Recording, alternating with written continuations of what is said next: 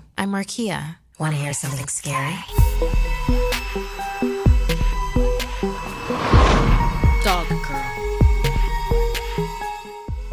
Have you seen the video of the mysterious Dog Girl? The found footage clip went viral and also inspired this tale of a mysterious new cryptid. One night, Regina slept over at her cousin Tiff's while her aunt and uncle were on an overnight work trip. The girls made a blanket fort in Tiff's living room and stayed up late to tell each other spooky stories. Tiff's family had only recently moved into the house, but she was anxious to tell her cousin a story about her new home. Apparently, 10 years ago, the first owners of this house claimed their young daughter Ella had gone missing, began Tiff. They were in the living room, watching TV, when they heard their daughter's screams from the bathroom. There was scratching and whimpering coming from behind the door. The father shouted Ella's name, but there was no response. When the dad managed to kick down the bathroom door, they nearly fainted at what they saw.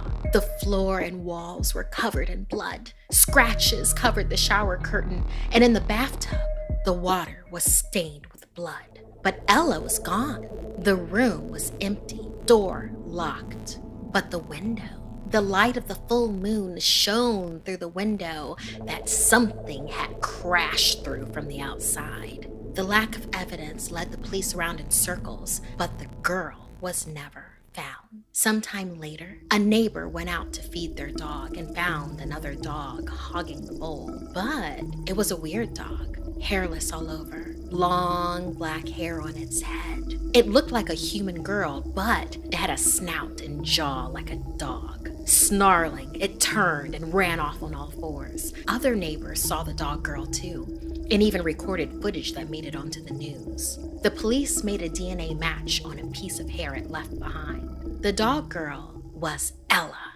It turns out that after she'd somehow been transformed into this wild thing, she tried to go back home, but her parents couldn't handle her and tried to abandon her in the wild. When they were caught neglecting her, the dad committed suicide, and the mom was locked away for abandoning their child. What happened to Ella? Regina asked. They didn't know what to do with her either. She was half child, half dog, Tiff continued.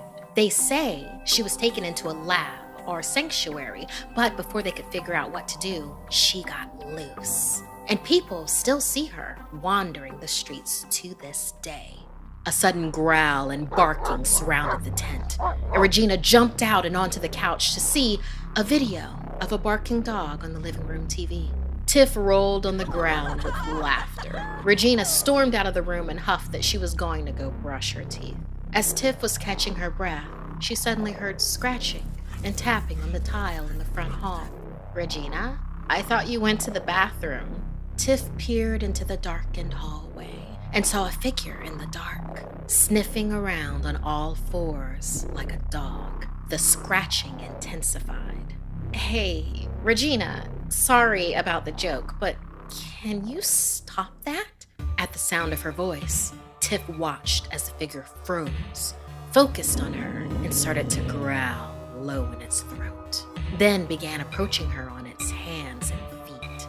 Regina, Tiff whimpered, feeling the cold draft blow in through the now open front door.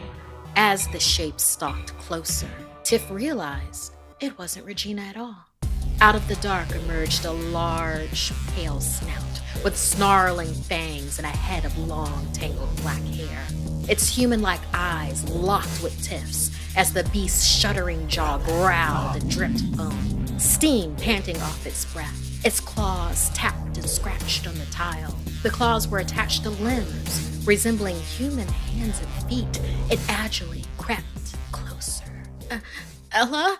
Regina would never forget the unearthly snarling, tearing, and screaming she heard from the hall as she came out of the bathroom, hands still wet from the sink. She had no way to explain to Tiff's parents or authorities the trail of blood and evidence of struggle that had been dragged through the front door. When Tiff's mangled remains were found, her death had been ruled as an animal attack. But deep down, Regina knew Ella had come home.